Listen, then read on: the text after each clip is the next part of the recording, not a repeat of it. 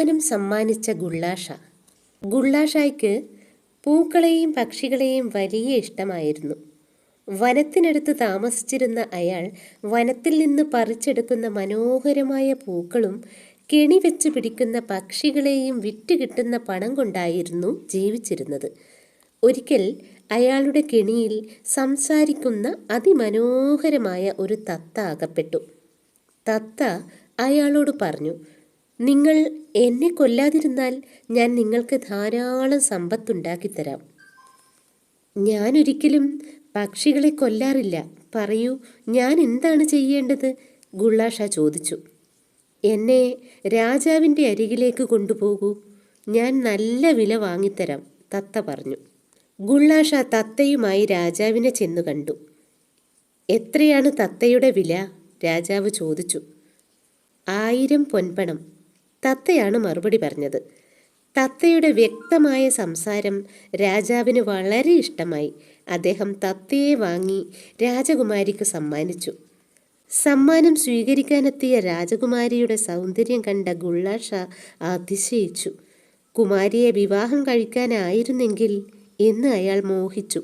പക്ഷേ അതിന് തനിക്ക് അർഹതയില്ലല്ലോ എന്നോർത്ത് നിരാശയോടെ അയാൾ വീട്ടിലേക്ക് മടങ്ങി. രാജകുമാരിക്ക് തത്തയെ വളരെ ഇഷ്ടപ്പെട്ടു. വളരെ പെട്ടെന്ന് അവർ അടുത്ത സുഹൃത്തുക്കളായി. ഒരു ദിവസം തത്ത പറഞ്ഞു, കുമാരി, ഞാനൊന്ന് പുറത്തു പോയിട്ട് വരട്ടെ. തിരികെ വരുമ്പോൾ ഞാൻ കുമാരിക്ക് തീർച്ചയായും മനോഹരമായ ഒരു സമ്മാനം കൊണ്ടുവന്നു തരാം. രാജകുമാരിക്ക് തത്തയെ പറഞ്ഞയക്കാൻ തീരെ മനസ്സുണ്ടായിരുന്നില്ല. എങ്കിലും സമ്മതിച്ചു. കുറച്ച് ദിവസങ്ങൾ കഴിഞ്ഞാണ് തത്ത മടങ്ങി വന്നത്. അപ്പോൾ അതിൻ്റെ ചുണ്ടിൽ അതിമനോഹരമായ ഒരു കുല പൂവുണ്ടായിരുന്നു. അത്തരത്തിലുള്ള പൂ രാജകുമാരി അതുവരെ കണ്ടിട്ടില്ലായിരുന്നു. രാജകുമാരിക്ക് പറഞ്ഞറിയിക്കാനാവാത്ത സന്തോഷമാണ് ഉണ്ടായത്. ഒരു പൂക്കൂട നിറയെ ഇത്തരം പൂക്കൾ കൊണ്ടുവന്നു തരുന്ന ആളെ മാത്രമേ ഞാൻ വിവാഹം കഴിക്കൂ, രാജകുമാരി പ്രഖ്യാപിച്ചു. അത് കേട്ട രാജാവും രാജ്ഞിയും അസ്വസ്ഥരായി.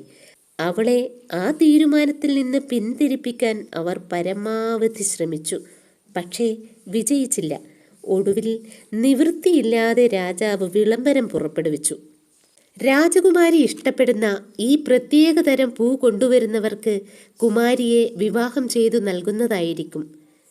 ഏതെങ്കിലും രാജകുമാരന്മാർ മുന്നോട്ട് വരുമെന്നാണ് രാജാവും രാജ്ഞിയും കരുതിയത്. പക്ഷേ ആരും അതിന് തയ്യാറായില്ല. കാരണം ഈ പൂ എവിടെയാണുള്ളതെന്ന് ആർക്കെങ്കിലും അറിയണമല്ലോ. ഇക്കാര്യം ഗുള്ളാഷായുടെ ചെവിയിലുമെത്തി. അയാളാകട്ടെ രാജകുമാരിയെക്കുറിച്ചുള്ള ഓർമ്മയിൽ ജീവിക്കുകയായിരുന്നു. അയാൾ ഉടൻ തന്നെ ആ പൂ തേടി പുറപ്പെട്ടു. കുറച്ചു ദിവസത്തെ യാത്രയ്ക്ക് ശേഷം അയാൾ ഒരു മലമുകളിൽ എത്തിച്ചേർന്നു. അവിടെ നിന്ന് നോക്കിയപ്പോൾ അത്ഭുതകരമായ ഒരു കാഴ്ച കണ്ടു. താൻ തേടി നടന്ന പൂക്കൾ ആ താഴ്വാരമാകെ പൂത്തുലഞ്ഞു നിൽക്കുന്നു. അയാൾക്ക് സന്തോഷം അടക്കാനായില്ല. പക്ഷേ ആ പ്രദേശം ആരുടേതാണെന്നറിയാതെ എങ്ങനെ പൂ പറിക്കും? അതിനെന്താണൊരു വഴി? അതാലോചിച്ചു കൊണ്ട് നടക്കുമ്പോൾ അയാൾ ഒരു യുവാവിനെ കണ്ടുമുട്ടി. യുവാവ് വളരെ ദുഃഖിതനായി കാണപ്പെട്ടു. ഈ പൂക്കൾ നിറഞ്ഞ പ്രദേശം ആരുടേതാണ്? ഗുള്ളാഷ ചോദിച്ചു. അത് പൂവുകളുടെ താഴ്വരയിലെ രാജാവിൻ്റേതാണ്. അത് പറഞ്ഞപ്പോൾ യുവാവിൻ്റെ ദുഃഖം ഇരട്ടിച്ചു. താങ്കൾക്കെന്തോ വലിയ മനപ്രയാസമുണ്ടെന്ന് തോന്നുന്നു. എന്താണ് കാര്യം? ഗുള്ളാഷ ചോദിച്ചു. അതൊരു വലിയ കഥയാണ്, യുവാവ് ദീർഘനിശ്വാസത്തോടെ പറഞ്ഞു. എന്നോട് പറയൂ, ഒരുപക്ഷെ എനിക്ക് നിങ്ങളെ സഹായിക്കാൻ കഴിഞ്ഞാലോ? ഞാൻ പൂവുകളുടെ താഴ്വരയിലെ രാജാവിൻ്റെ മന്ത്രിയുടെ മകനാണ്. ഞാനും രാജകുമാരി ഫൂൽമാലയും കളിക്കൂട്ടുകാരായിരുന്നു. അവൾക്ക് കല്യാണപ്രായമായപ്പോൾ രാജാവ് അയൽ രാജ്യത്തെ രാജകുമാരനുമായി അവളുടെ കല്യാണം നിശ്ചയിച്ചു. പക്ഷേ ഫൂൽമാല അതിന് സമ്മതിച്ചില്ല. അവൾക്ക് എന്നെ കല്യാണം കഴിക്കാനായിരുന്നു ആഗ്രഹം. രാജാവ് സമ്മതിച്ചില്ല. അവളും തീരുമാനത്തിൽ നിന്ന് പിന്മാറാൻ തയ്യാറായില്ല. രാജാവ് അവളുടെ മനസ്സു മാറ്റാൻ ഒരു മന്ത്രവാദിയെ വരുത്തി. അതുകൊണ്ടും ഫലമുണ്ടായില്ല. കോപിഷ്ഠനായ രാജാവ് മന്ത്രവാദിയുടെ സഹായത്തോടെ അവളെ ഒരു സ്വർണ്ണ ആണിയാക്കി മാറ്റി. മന്ത്രവാദി ആ ആണി കൊണ്ടുപോയി മുക്കുവന്മാരുടെ ഏതോ വള്ളത്തിൽ തറച്ചു. കുറേ കഴിഞ്ഞപ്പോൾ രാജാവിന് പശ്ചാത്താപം തോന്നാൻ തുടങ്ങി. പക്ഷേ അപ്പോഴേക്കും ആ മന്ത്രവാദി മരിച്ചുപോയിരുന്നു. ആ ആണി തീയിലിട്ട് കത്തിച്ചു കളഞ്ഞാൽ മാത്രമേ അവൾക്ക് പഴയ രൂപം തിരിച്ചു കിട്ടുകയുള്ളൂ അത്രേ. അങ്ങനെയാണ് ആ മന്ത്രവാദി പറഞ്ഞത്. പക്ഷേ ആ ആണി തറച്ച വള്ളം എങ്ങനെ കണ്ടുപിടിക്കും? മന്ത്രികുമാരൻ്റെ കഥ കേട്ട് ഗുള്ളാഷ കുറേ നേരം ആലോചിച്ചിരുന്നു. ഒടുവിൽ കുമാരൻ്റെ തോളിൽ തട്ടിക്കൊണ്ടു പറഞ്ഞു, ഞാൻ നിങ്ങളെ സഹായിക്കാം. എങ്ങനെ? വരൂ. ഗുള്ളാഷ മന്ത്രികുമാരനുമായി നദിക്കരയിൽ ചെന്നു. അവിടുത്തെ വള്ളമുടമകളെ കണ്ടു. രാത്രികാലങ്ങളിൽ നിങ്ങളുടെ വള്ളങ്ങൾ ഞങ്ങൾക്ക് വാടകയ്ക്ക് തരാമോ? നല്ല വാടക തരാം. വള്ളങ്ങളുടെ ഉടമകൾ അത് സമ്മതിച്ചു. കാരണം അവർ രാത്രി മീൻ പിടിക്കുക പതിവില്ലായിരുന്നു. രാത്രി നദീതീരം ഒഴിഞ്ഞു കഴിഞ്ഞപ്പോൾ മന്ത്രികുമാരനും ഗുള്ളാഷായും വള്ളങ്ങൾ തേച്ചു കഴുകാൻ തുടങ്ങി. കുറേ ദിവസത്തെ പണി കൊണ്ട് അവർക്ക് ഒരു വള്ളത്തിൽ തറച്ചിരിക്കുന്ന സ്വർണ്ണ ആണി കണ്ടെത്താനായി. മന്ത്രികുമാരൻ സന്തോഷം കൊണ്ടു മതിമറന്നു. പക്ഷേ ആണി ഇളക്കിയെടുക്കുക അത്ര എളുപ്പമായിരുന്നില്ല. അത് ആഴത്തിൽ തറച്ചു കയറ്റിയിരുന്നു. ഗുള്ളാഷായിക്ക് അപ്പോൾ ഒരു ഉപായം തോന്നി. അയാൾ ആണി തറച്ചിരുന്ന വള്ളത്തിൻ്റെ ഉടമയോട് പറഞ്ഞു, ഞാൻ ഇന്നലെ രാത്രി ഒരു സ്വപ്നം കണ്ടു. അങ്ങയുടെ വള്ളം നശിപ്പിക്കാൻ ഏതോ ശത്രു ദുർമന്ത്രവാദം ചെയ്ത് സ്വർണ്ണ നിറത്തിലുള്ള ഒരാണി മരത്തിൽ തറച്ചിട്ടുണ്ട്. അത് പിഴുതെടുത്ത് കത്തിച്ചില്ലെങ്കിൽ അങ്ങയുടെ വള്ളം ഏതെങ്കിലും ആപത്തിൽപ്പെട്ട് നശിച്ചത് തന്നെ. വള്ളത്തിൻ്റെ ഉടമ അത് കേട്ടു ഭയന്നു. അയാൾ ആയുധങ്ങളുമായി വന്ന് ഗുള്ളാഷായുടെയും മന്ത്രികുമാരൻ്റെയും സഹായത്തോടെ സ്വർണ്ണ ആണി പിഴുതെടുത്തു. ഇത് ഞങ്ങൾ വനത്തിൽ കൊണ്ടുപോയി കത്തിച്ചു കളഞ്ഞിട്ട് വരാം, ഗുള്ളാഷ പറഞ്ഞു. വള്ളത്തിൻ്റെ ഉടമ സമ്മതിച്ചു. മന്ത്രികുമാരനും ഗുള്ളാഷായും വനത്തിലേക്ക് പാഞ്ഞു. അവിടെ എത്തിയതും തീ കൂട്ടി ആണി അതിലിട്ടു. അത്ഭുതം! തീക്കുണ്ഡത്തിൽ നിന്ന് രാജകുമാരി പുറത്തു വന്നു.